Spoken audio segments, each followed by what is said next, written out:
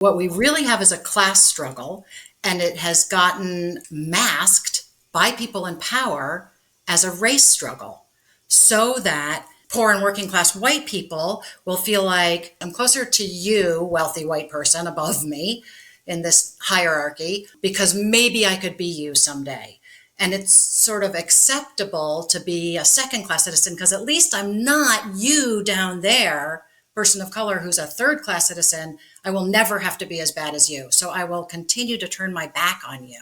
The fear mongering that Trump has used to get people to line up in support of him, like masses of people. I'm not talking about the oligarchs. I'm not talking about the billionaires. That's a whole other reason that they're behind him. They're there for their power. This fear is about a false promise of power and safety. And I think it's the same thing that goes back to the 1600s. Welcome to Care More, Be Better, a podcast for people like you who care about the social impact of conscious companies and everyday heroes. Hear inspiring stories from those who put people and planet before profit and personal gain. You'll learn how you can make a difference, vote with your dollars, and get involved today. Here's your host, Corinna Bellizzi.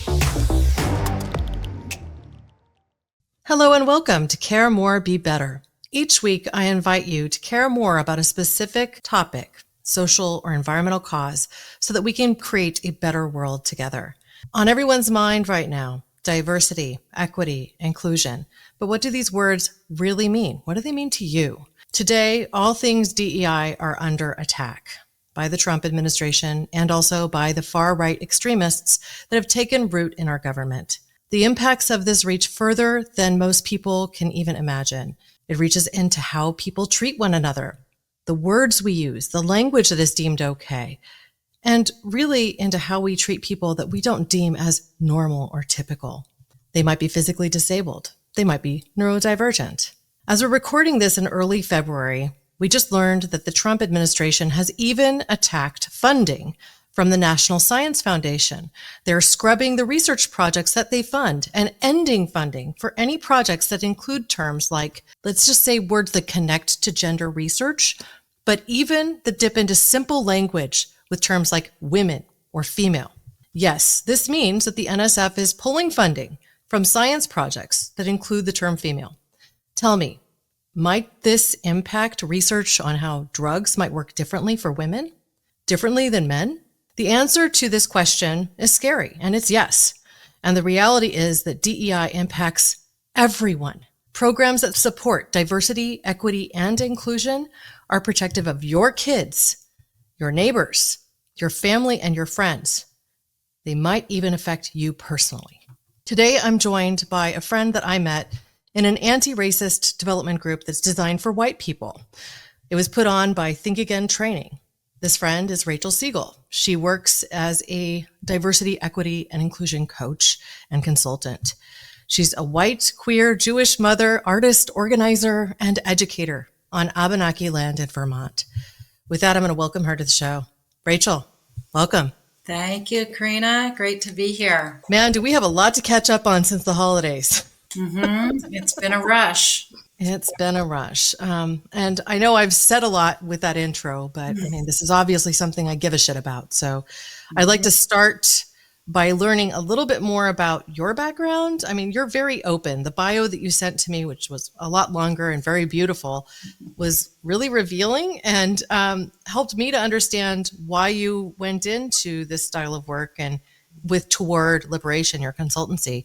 So let's talk about all the things that make you what you termed an intersectional feminist. Sure. Well, for those who don't know, Abenaki land, where I am, is the state of Vermont, although there is Wabanaki land, which is the greater territory around the Northeast and parts of Canada, the Northeast of the U.S. and the Southeast of Canada. And I'm here in Burlington, Vermont, where I grew up, and it's a extremely white place. And less so now, but still more so than most places in the country. I think we're the second whitest state. And I grew up in the 70s and 80s. I'm 54 years old, and my parents are liberals and white and Jewish.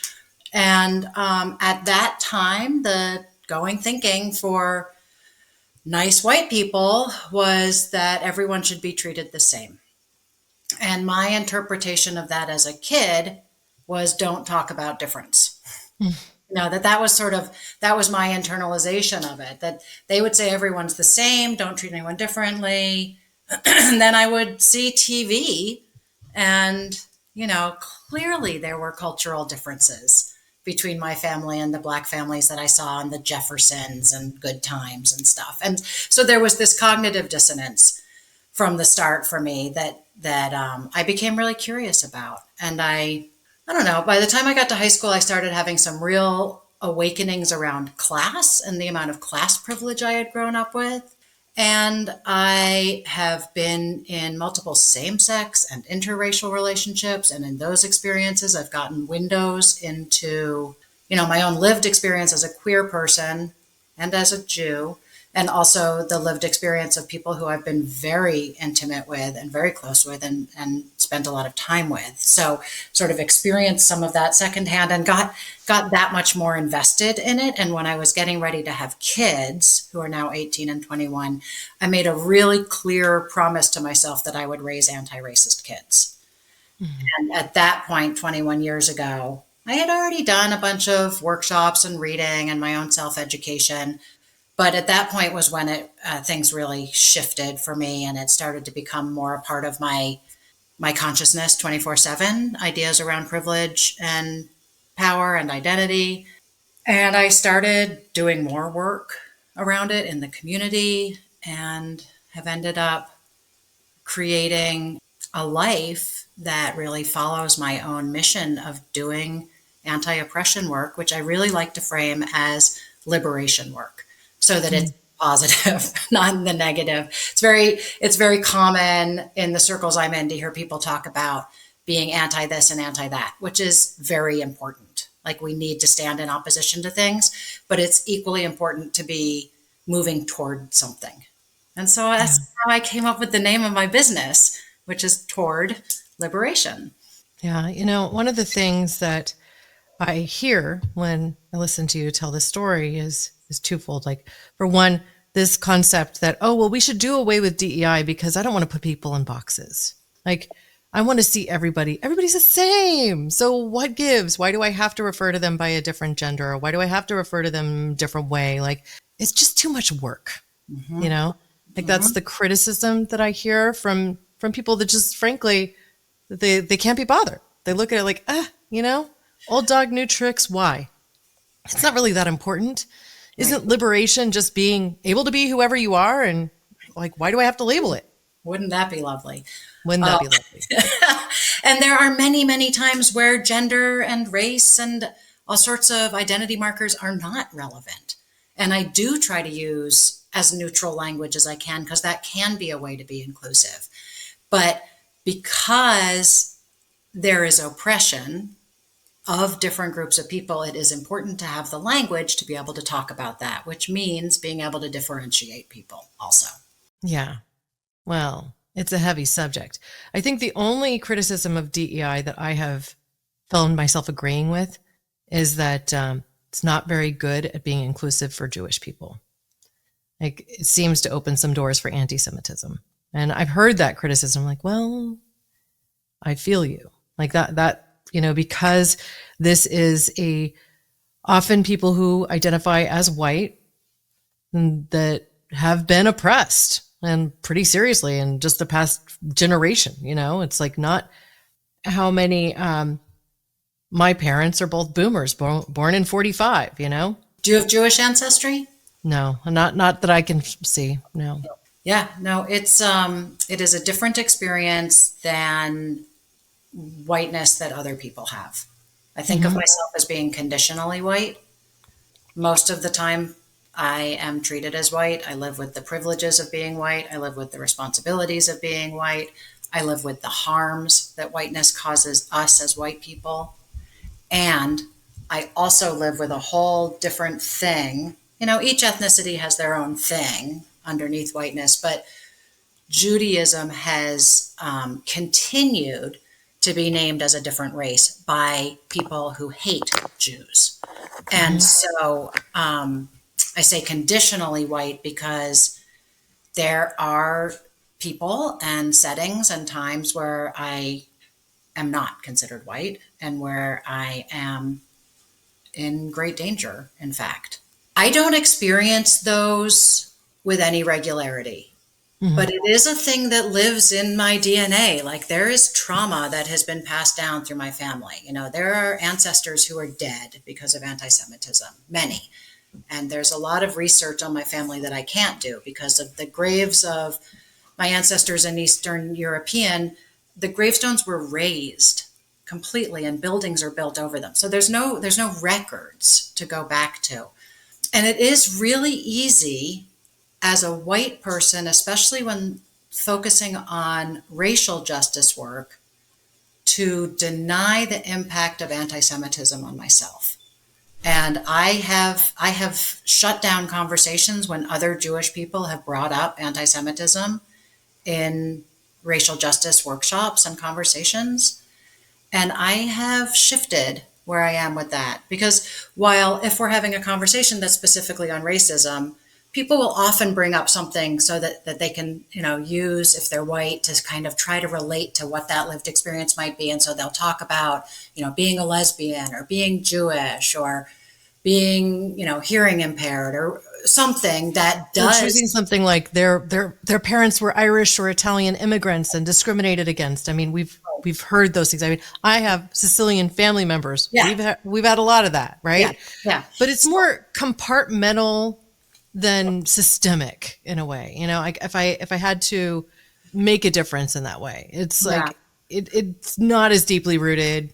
It's more. I think there's deep trauma for many European, people of European descent, because Europe has been colonized multiple times. And I think that those experiences of colonization and trauma actually get overlaid when Europeans first come to this continent and recreate a lot of that violence, except as perpetrators instead of recipients. Now, the thing that I think is quite different is these days, Italians or Irish people or Germans who at one point were not considered white in this country, they are considered white unless, sometimes they're very identified with their own ethnicity and they use different words. But white nationalists aren't going to go to them and say, actually, you're not white.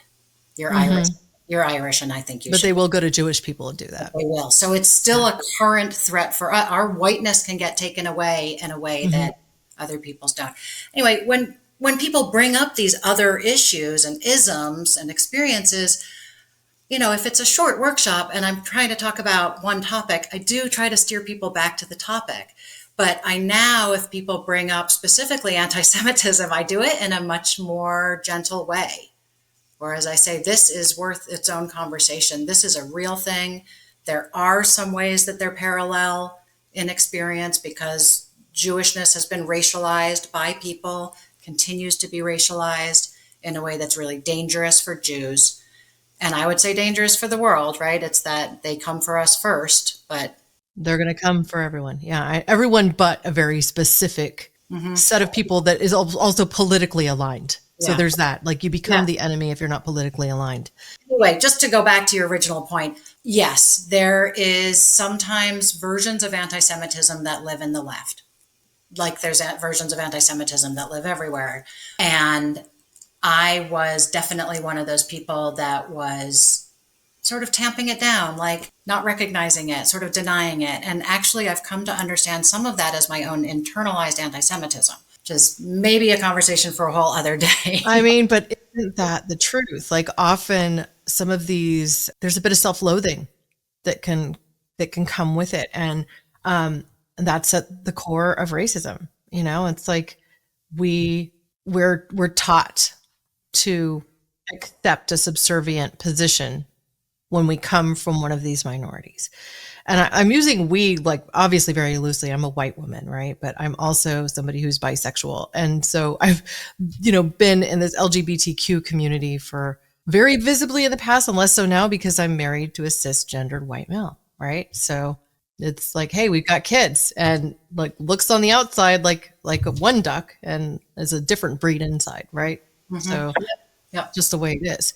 But I think the thing that I get to thinking about when we're touching on this particularly tough subject is that it's also become less popular to talk about because of everything that's happening in Israel with Palestine. And so it's like people just don't want to touch the topic of what it is to be Jewish and American. And I think there's a need to talk about it again, especially given what happened on January 20th with Elon Musk on stage in front of us all, making a very visible, proud salute that can be seen as nothing but a Nazi salute. And he did it twice, as if there was a question. So, you have people marching in the street. You have Proud Boys marching in the street. You have different white nationalist groups, all very messed up. Can't tell who they are, but out there marching and in support of a regime that is both authoritarian and prejudiced and would seek to keep women down and thwart liberals at every possible. Yeah, it's pretty wild. It's really wild. I can see in a lot of ways how we got here, and it's still shocking. Well, I'd love your perspective on that. How did we get here? Well, our country was founded on beliefs that aren't so far from where we are around the dehumanization of most of the people that were here. This idea of some people can be less than others. Yes. Yeah, it's the foundation. We've never moved that far away from it. And the creation of the concept of race on this continent really started in the 1600s after there were a number of uprisings against plantation owners by groups of, mixed, we would say now, interracial, mixes, where there were people from Africa or of African descent and people from Europe who were indentured servants. So there were people who were enslaved, there were people who were indentured servants, and they band together because they had more in common with each other than either of them did with the plantation owners. And after a number of these revolts, starting in Virginia in 1619 was the first law that went on the books that named race as a division. And it was a very conscious strategy that has continued to be very effective at keeping poor and working class white people allied with wealthy white people instead of their natural allies who would be poor and working class people of color. What we really have is a class struggle, and it has gotten masked by people in power as a race struggle, so that poor and working class white people will feel like, I'm closer to you. I'm using hand gestures. I'm closer to you, wealthy white person above me in this hierarchy, because maybe I could be you someday.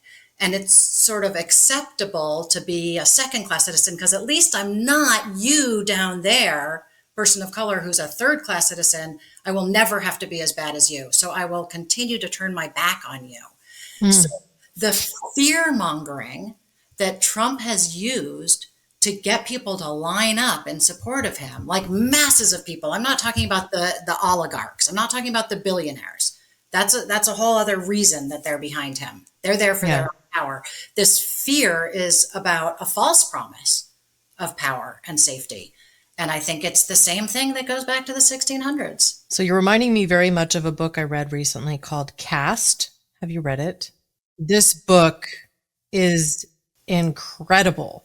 And I want to get the author. I'm forgetting the author's name. I think it's Isabel Wilkinson. Yes, that's it. Yes.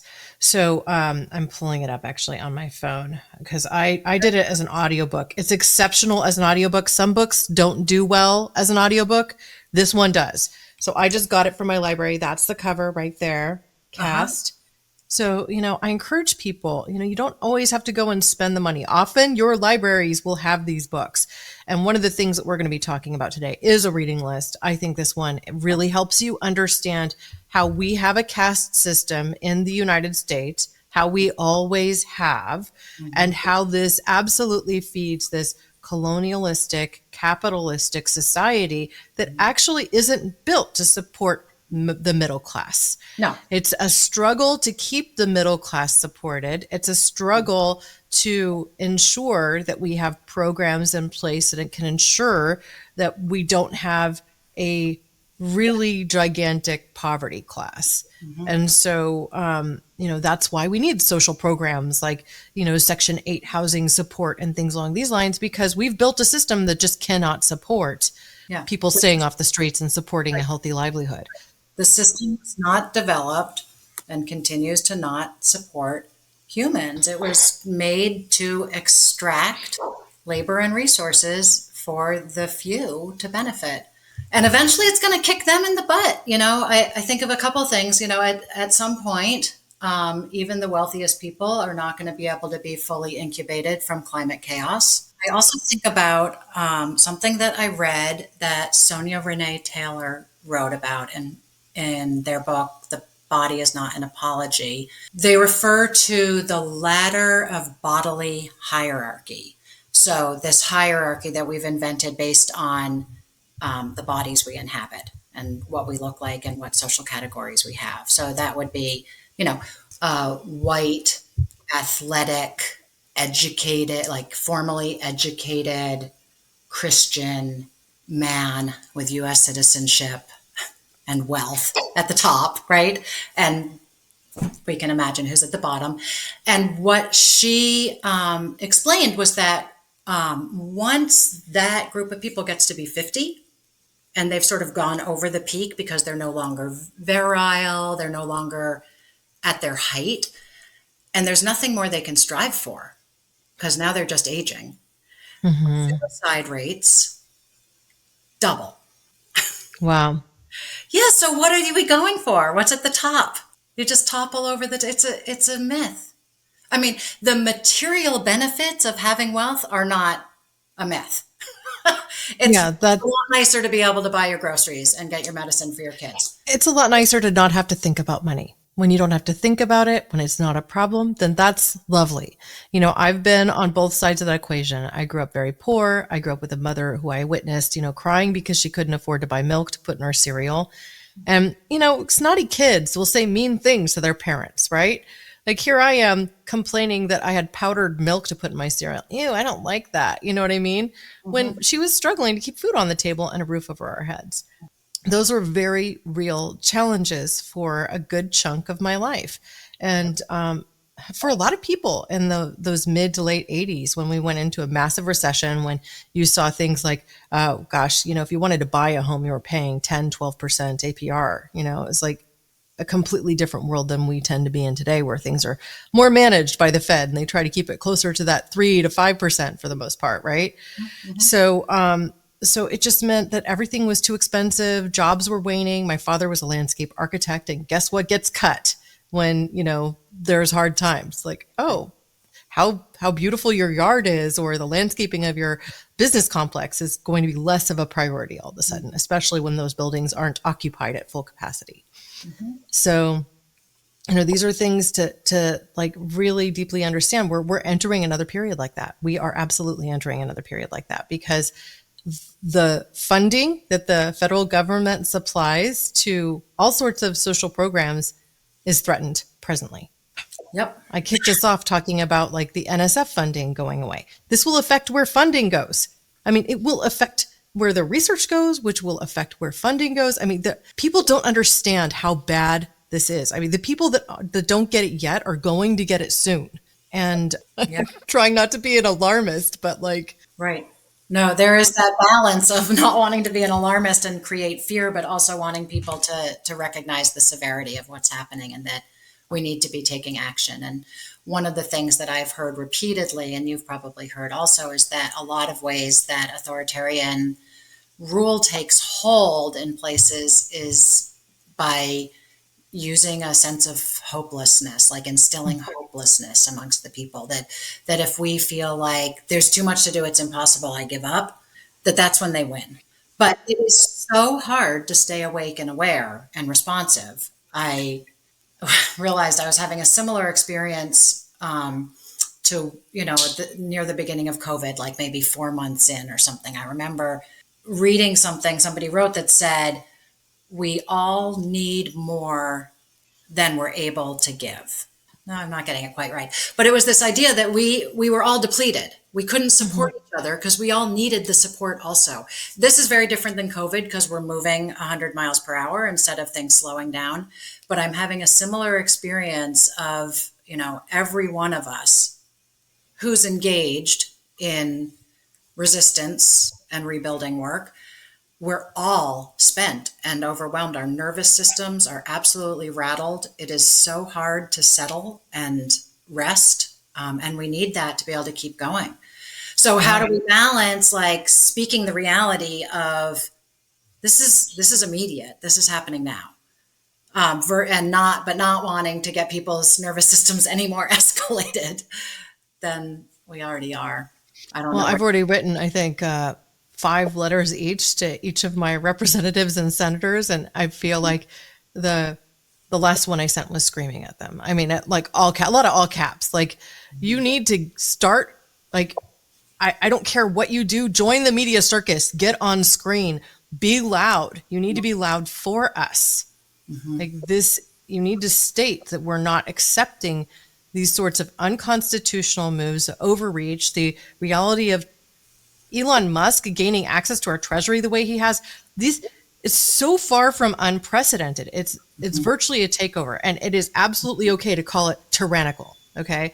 So I've been reading this by Timothy Snyder. It's called On Tyranny, 20 Lessons from the 20th Century. This connects to what you were just talking about with regard to that hopelessness.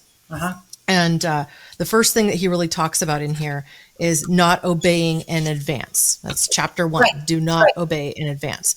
Because when we feel hopeless, we start to try and obey whatever that present system is. Right. Preemptive obedience. We're seeing a lot of it. So I didn't know who Timothy Snyder was until I was kind of scrolling through TikTok before the ban happened, and right around November 6th. And he started, just by doing 10-minute videos where he would go into each of the sections of On Tyranny. This later became a book. So it was basically a video series. It was something he taught, and then now became a book. This I picked up for just like $7 because I wanted to have a physical copy on hand. I already had it on digital and audio because it's that good. Like, I just wanted to have something to reference as I was kind of dealing with the emotional trauma of a future Trump presidency back in November, and then with the reality of it now. It gets more relevant by the day. And I mean, even just starting with this concept of not obeying in advance, he then goes on to defending institutions. So like the NSF or like, heck, US aid, which is currently threatened as well. Even, our treasury is a system, right? Then, bewaring the one party state, which is essentially what Trump is trying to convince us he's created. I saw a really great video by Ezra Klein out this week as well, in which he talked about everything that Trump has done in his first few weeks of presidency and stated clearly that we just need to not believe him. Like, a lot of what he's doing is showboating and pushing as much media, as many just crazy things out there as possible to flood the system, which is something that Steve Bannon created as a construct. So we don't have time to right size ourselves. So we don't have an ability to really fight back because there's just too much, right? Yep. So I encourage everybody to pick up this book. It's short, and each short chapter helps give you a little bit more insight into how you can have an effect and retain your mental health in this crazy time. And go watch the YouTube videos or find his TikToks, because it's just, you can retain the fire and the hope with a tool like this. That sounds great. We need that. We really do. Yeah. At any rate, find the media you want to watch, because what we're getting flooded with is just insane. It really, it's truly out there, what's going on. And yeah, I just heard a presentation from a couple of different lawyers, one who works with immigrants and one who works with the queer community. And what both of them said is similar to what you just said, that his executive orders don't supersede law. This stuff hasn't happened. We don't have to use anticipatory obedience. That there are some cases where maybe, if you're trans, maybe you don't want to apply for a new passport right now because you don't want to be easily flagged. But overall, like, there's no laws have changed. Nothing's actually changed except that we're at more risk of change, that the courts are going to pick up a lot of this stuff. And I mean, some things have changed. A lot of what he said has not happened yet. It's just what he said in an executive order. Executive orders don't supersede laws. That's right. Unless we all start obeying in advance and make him king, which is what he wants. Yeah. And I can see how some people do. If your life is really at risk, if you don't want to have your they, them pronouns online and you want to take your bio off your website, or, of course I can understand that. And it's terrifying because it's exactly what he wants. Man. So finding the hope. You put together a reading list that I wanted to touch on, because I think each of these books will help people. And you could almost pick and choose what I think, feels right for you. The first one that you put on the list was How We Get Free, Black Feminism and the Combahee River Collective, edited by Kianga Yamata Taylor. And I hope I'm pronouncing their name right. I think so. So can you talk about this book and why I would want to read it? Sure. The Combahee River Collective was a group of Black women, many of whom were lesbians, who worked together in a feminist group that also had white women initially in Boston, and then they really wanted to do their own thing, and they created this collective, and they wrote a piece that has become a real anchor for a lot of us who really want to follow the lead and the principles of Black feminism, and they've outlined it beautifully. And so in this book, edited by Taylor, is the original piece that they wrote, sort of their manifesto, and then also other people's reflections on it and interviews with some of those women now or more recently. It was published. So it's short. It's a little book, and the chapters are little, and it's really easy to absorb. And I just think, like, if you want to listen to some really incredible concepts articulated really well by some true visionaries who were really active in the 70s and 80s, that's where to go. They one of the statements that they make in it, I mean, they really outline the tenets of Black feminism and women of color feminism in a way that works for me. There's sort of 4 tenets. And then they also have this one part, and I can go into the 4 tenets if that's the direction we want to go, but I just want to touch on it so people get a taste. Yeah. So I'll just say this one quote from it. They say, if Black women were free, it would mean that everyone else would have to be free, since our freedom would necessitate the destruction of all the systems of oppression. I'll say it again. If Black women were free, it would mean that everyone else would have to be free, since our freedom would necessitate the destruction of all the systems of oppression. Mm-hmm. So these are the leaders I want to follow. Yeah. I mean, that's beautiful, and also gave me chills. Another book that you recommended was Emergent Strategies by Adrienne Marie Brown. I always want to call her Anne Marie for some reason. I'm reading the book now for my sustainability education class. So most of the way through, she also narrates the audiobook. I have it in PDF and then also on my audiobook. And, it's a really, I think, good book for people that are looking to be more conscious leaders, because it really is kind of written for businesses. I get the sense like it's, it's kind of a business book. And I've read a lot of business books, having gone to get my MBA at Santa Clara University, but much more accessible, story-driven, and really just clear that, if we epitomize the single leader at the top, we actually do not get the most out of the people that we work with, that we collaborate with, that we aren't our happiest, that we separate ourselves. I mean, it's a beautiful book. But then you also recommend Pleasure Activism, which I have no experience with. So I'd love for you to talk about why you like both. Yeah. So Adrienne Marie Brown is an incredible visionary. she was a facilitator. I don't think she does a lot of facilitation anymore because she's in such high demand and now she's writing books. She's had some great podcasts that I love, and I just think she's fabulous. So emergent strategies to me wasn't, I can see it very much applying to businesses and workplace, but to me it was much more about organizing strategy. That was where I was able to apply a lot of it. But I did think that the way that she talked about different strategies that we can use for movement building and or for changing, business models, just very, very tangible and useful. And then pleasure activism was really, I think, like a reclaiming that she had that now many of us have embraced, that like we can't be organizing and being activists and hating it and be exhausted and slogging through it. How do we bring some pleasure and joy into it? Everyone deserves that.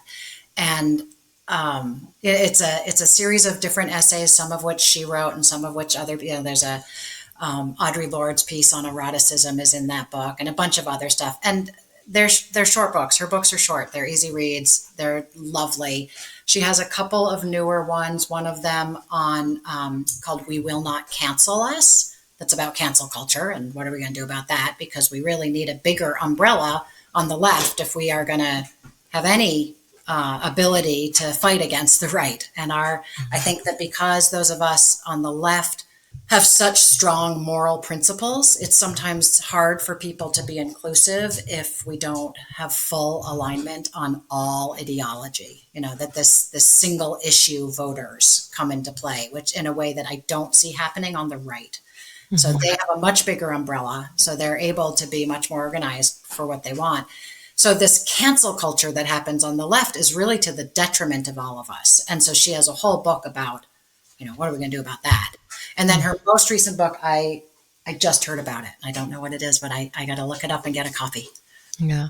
Well, I find her writing very accessible. And I think what makes me feel like it's a business book is just because she talks so much about the organizations that she's worked in and how that she's led them to be able to produce more change and the sorts of challenges she faced as a leader who was burning herself out. I mean, all very relevant to kind of the world of business, but also activism, right? And a lot of the stuff she talks about is very similar to the topics that are covered in business books, like failing fast or when you fail, like how you pick yourself up and that sort of stuff, which I think is just useful for everybody to know and learn anyway. It has been several years since I read it, and you read it more recently, so I bet if I reread it, I would see it that way. It's just interesting. I think the ways I've applied it is through my organizing work more, and so... Well, and I think that's the world she comes from, right? But that's also the world she comes from, so... Yeah. I mean, it makes She's sense. Also, just to say, she is also a beautiful singer. Oh, yeah. And she sings on the audiobook. Oh, that's so sweet. So, she sings Lean on Me on the audiobook. When it felt relevant, she said, lean on me when you're not strong. I learned a new word. I don't often learn new words in books that really stand out. Murmuration. She talks about how starlings have this ability to kind of have this murmuration and that how that connects to how we operate in social networks and that 5 or 6 people collectively work together are able to produce more than if you try to lead a much larger group. So almost like these little chunks of starlings, dictating how the mass flows in the air. And then if we adopt that, we can do better. I think it's worth explaining what a murmuration is a little bit more since people can't see our hands describing Visualize it, right? A large group of birds, and most people have probably seen this, how they'll be sort of swooping through the air as a group. They'll change directions as they're going. So all these swerves and curves, but there is not a singular leader. And it's actually something I'm a dancer and a performer, and it is a thing I've done a lot when I've worked on group pieces to help groups become more sensitive to each other and physical space and their peripheral vision and their hearing and just getting their senses working, is to do a practice of that. And I didn't know the word murmuration at the time, but we called it flocking, where you're in a group and whoever's at the front at a given moment is in charge. But as soon as they change their facing, then somebody else is in front. And so we would practice that as humans and just as a physical practice, and then to have her articulate it also as like a interpersonal practice. It was really lovely. Yeah, and if you go to YouTube and you search Murmuration, you'll see a lot of videos. There's actually some dancers who've created murmurations on stage, and with the title Murmurations in it. I mean, it's just such a beautiful concept, It is. and it also connects to a lot of what I've learned in leadership training, which really says that you can't be an effective leader to more than 5 or 6 direct reports. Like that's why we tend to have like stratigraphies and teams within companies that collaborate together. And that's not to say you can't lead, be a leader at a larger organization and have that stratigraphy in a organization underneath you in some capacity where there's other leaders within, but that's why you need a supervisor, and people need to be able to go together and have that level of comfort, that working relationship, and they can collaborate more effectively when you design something that allows for that. I've worked at very flat organizations where there wasn't a lot of that stratigraphy and where people were just organized in teams, and it felt like we got more done. So, I think there's some truth to this, and that like probably comes from nature. Right. Another reason to be an anti-kingmaker here, because one person on top isn't going to lead for everybody. Exactly. Okay. You also have on the list How to Be an Anti-Racist by Ibram X. Kendi. Is that how you say it? Ibram? Yeah. Ibram X. Yeah. He also wrote a book called Stamped, but I haven't read Stamped yet. It's just been sitting on my bookshelf. It's a very, very big book, and I get intimidated by big books. I'm not a great reader. But I've wanted to read it on paper instead of listen, because I want to be able to mark it up, because it goes through a lot of history of different laws that were about race and racism in this country. So I haven't read that one, but he's a great author, and so I intend to. But How to Be an Anti-Racist is much more accessible. It's shorter and bigger font. So I was able to get through it. There's also a little kids version, like for like preschoolers. That I think is a really great thing that he created. And it's just very, very accessible. And he has very clear definitions and talks about how to be an active anti-racist, what a passive anti-racist might be, and what an active racist versus a passive racist is. And I've used his material a lot in some of my educational stuff, and find it to be really useful for people to sort of wrap their heads around how they want to be. If they don't believe in racism, what are they going to do? Now you have me curious. What is a passive anti-racist versus an active anti-racist? Good question. So a passive anti-racist is somebody who thinks racism is wrong and doesn't do anything about it, except like yell at their TV. Maybe they read books, but they don't do anything out in the world. Whereas I like to compare that actually to what's a passive racist. Just somebody who might yell at their TV about something else, because they are racist. They do believe in racist principles and tenets. And maybe they read some racist material, but they don't do anything out in the world. They don't say anything or do anything. And so I like to ask people, from the outside perspective and in terms of the impact on the world, is there a difference between a passive anti-racist and a passive racist? Do they both vote? That's a good question. I don't know. Because that would have an effect out in the world, you know? Yeah. So if there's no effect out in the world, to me, there's no difference. Now, one of the things he talks about, and that I like to highlight also, is that you can move through this framework. In one moment, you might be doing something that's really racist. And then another, you might be doing something that's anti-racist. And in some circumstances, I feel more willing to step up as an anti-racist. And sometimes, it's not a safe situation, especially if you're a person of color, so there's movement. And I think it's a really great thing to be conscious of. Where am I standing right now in this moment? Am I being an active anti-racist? Do I want to be? Should I be? Is this the right thing for me to do right now? If I don't do it, am I fueling racism, or am I just fueling nothing? All this thinking came to me from reading that book. So how to be an anti-racist. I think I want the kids version for my kids when I go get that. Yeah. Great. Yeah. You have another here, White Supremacy Culture by Tima Oken and Kenneth Jones. Mm-hmm. We read, as a part of the Anti-Racist Development Group, another book called Me and White Supremacy, which I thought was pretty good. Mm-hmm. Actually had some activities in it. And then you have The Body is Not an Apology by Sonia Renee Taylor. Mm-hmm. So I wonder if we could talk about that, because I'm less familiar perhaps, and this is it's at least not all in the same vein.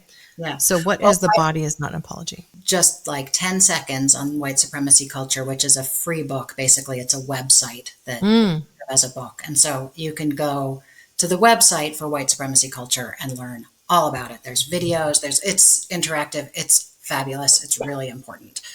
The Body is Not an Apology is something that I read in my body liberation journey as somebody recovering from eating disorders, and really putting together how diet culture is so interwoven with not just sexism and capitalism, but also racism. That there's a deep history of anti-fatness and anti-blackness going together.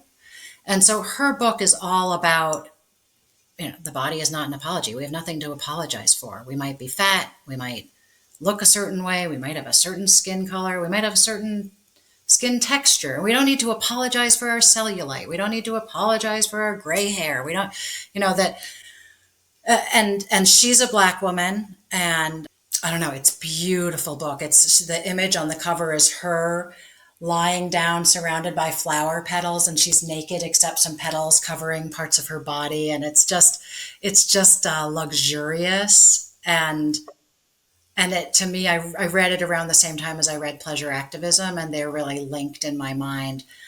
Sonia Renee Taylor had an organization also called The Body is Not an Apology. She's moved on from that work, but it's all still accessible online and still really relevant. She just was ready to do different work for herself, which is, of course, totally understandable. You have me connecting to the fact that this holiday season I took my kids and a friend and her kids to go see the new Sonic movie, like Sonic the Hedgehog. Mm-hmm. And, she's mixed race, African American, and her daughters, are more white seeming because their dad is white. And I didn't expect it to be racially problematic or culturally problematic, and it was both, like very much so. Mm-hmm. To the point where, there was almost like fat shaming in it too. Like it was just, it had so many issues from like that kind of perspective where, in order for the Black character to go into, there was this young woman who is Black, and she was like a police officer, and she had some ability to shift into another persona and basically became her fat sister. And with the transition to being the fat sister, she suddenly became what I would say is a very stereotypical mammy necked kind of like attitude, like all with one. So it's like that was how we pictured a Black woman in this movie, and it just felt completely wrong. And I'm sitting here watching, like, what is happening? Like just so awful. It was and really gross. Knowing that most people are absorbing it without a thought. And it's not, they're not even thinking about it, right? But I'm also sitting here next to my Black friend, and her daughter is going, yuck, like, this is just awful. Why it was overly gratuitous and also very stereotyped in a way that was just not, it was insulting. That's the reality. It was insulting. I think I made my kids really, really annoyed because whenever we consumed any sort of media together, I was always critiquing it and looking at it through an equity lens and asking them questions about why they thought something and did they notice something. And now that they're 18 and 21, they refer to things and I'm like, oh, good. They actually care about these things. And not that it's because of me, but I'm glad that they didn't rebel against me and decide, right. On Family Ties. I don't know. I don't think you're old enough to know that show, but some people. Oh, no, I am. Okay. They're not turned into Republicans just because they had a radical mom. Well, that means you just didn't go too far, you know? Didn't, which is Well, I love the reading list. You also have mentioned a few podcasts, which I added to my list, including Code Switch. I mean, language is so important. I love being in conversations about code switching and how we shift our behavior and shift even how we speak or comport ourselves. The fact that it's necessity for so many people is, it's just, again, this is one of the problems of our culture. 1619, Octavia's Parables, Seeing White, and Mother Country Radicals. So I will put all of this list together on the blog page associated with this podcast. And I will actually earmark an episode of each that I liked so that people can, start there and see what they think, go on the exploration. There was one other topic I wanted to get to today, if you still have time. I do. Okay, great. And I want to say one more thing about Think Again consulting training. Yes. Okay. So we'll get there too. So as it stands, I think a lot of judgment has been floating around about like, well, Generation Z is going to save us, or Generation Alpha is going to save us from a lot of these challenges that we're facing, because these younger generations are much more fluid, are much more, I think, willing to speak truth to power, are less likely to say capitalism's the answer to everything. That said, my understanding as I've walked through life is that as people age, they get more conservative. Yes. And, boomers, we didn't used to look at boomers as being such a big problem. I mean, this was also the activist generation of hippies that my parents were a part of, right? You mentioned that, that white male who was top of his game, perfect at everything as far as our society is concerned. And then he hits 50. So I feel like putting the weight of the world on the shoulders of the youngest generation is not the answer. And I also don't think it's true, because with time, we change. Cynicism creeps in, your motivations, you get affected by things like your pocketbook and your limited future that you might see, like, oh, well, I need to protect my 401k, suddenly becomes part of how you see things. I mean, I seem to get more activistic as time goes on and more left-leaning. So it hasn't happened to me at 48, but it happens to a lot of people. Yeah. And I think that's a real reality. I would love your perspective on it, especially as someone who's, around the same age range as me. We're like, I'm a Gen Xer. I think you're a Gen Xer. Gen X. Right in the middle of it. Yeah. Yeah. So, like, it's an interesting topic. I mean, I think, what I hear from my kids and their peers is like sort of a big FU. Like, why is it on us to fix the problems you made? And I can understand that sentiment. And I think that really the solution is in multi-generational alliances and organizing, that we have so much to learn from each other, that young people, like you said, are much more fluid, much more fluent, and older people have much more experience and wisdom. But, older people might say something that sounds sexist or racist, and young people might not be able to tolerate it. And then we get into the cancel culture thing, or older people might think that young people are just being foolish and they don't really know anything, when actually they might be having an idea that's like going to be the spark to some big thing. So I think that, one of the things I've always thought is a problem in our culture is how segregated we are by age, that everyone's in their separate compartments and we don't interface with each other very much the way I think we would in a healthier society. And, to come up with solutions to giant systemic social cultural problems, like, we can't just rely on any one generation. It's got to be people working together across difference, including across age difference. That's my take on it. I mean, that's part of equity, and that's also part of diversity. Like, if we can be less ageist, meaning that we give value to the voices in the room and that we seek out perspective. Right. Yeah. Okay. What did you want to say about Think Again? Oh, just wanted to say again that that's where we met, and I'm so glad that we did their anti-racist cohort. I had done another program with them previously that is called the Cross-Class Dialogue Circle, and Mm, it was profound for me. It's on Zoom, so people can do it from anywhere in the world, and uh, it, yeah, it really helped me articulate a whole lot around class. yeah. And I've taken that forward with me a lot. So highly recommend people checking them out at thinkagaintraining.com. Yeah, and I'm adding that to the resources. I have Davey on my list, Davey Schlasko, to interview from that Oh, cool. podcast. I mean, Yep. not on my podcast, from Think Again Training. I got introduced to that Me and White Supremacy book in that class, which I think was an uncomfortable read, but uncomfortable in a good way, because it forces you to acknowledge that it asks you to think about how you act as a racist in your world. And, as somebody who works on more of the front of being an anti-racist, even asking myself that question in the how way was really uncomfortable. Yeah. Um, That but I book's think also helpful.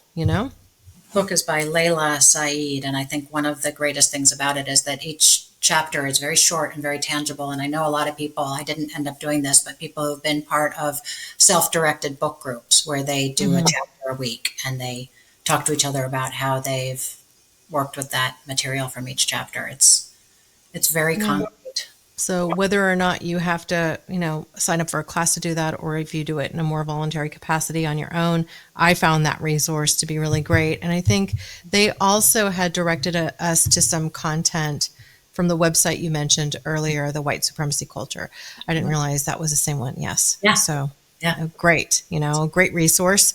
And I hadn't had either of those things in my toolkit before and found them helpful. So, I think whatever works for you, ways to integrate with this and like get to know somebody great like Rachel. You have your own consultancy out there in the Northeast. So I'd love for you to talk about that for a moment, what you do with Toward Liberation. If people want to seek you out, come to towardliberation.net, which is your website. And I will, of course, include links with show notes. Thank you. I do a whole lot of different things. I've been able to be very flexible. I only started the business officially less than 2 years ago. A lot of the work I do is educational workshops, a lot of times one-off things, which I don't think is the answer to much, but I think sometimes people need an entryway, and I'm willing to do that. A lot of the content is around racial justice, but also a lot around class and classism, around power dynamics, white supremacy culture, unconscious bias. Like there's a lot of different topics that I have covered and that I am interested in working with people on.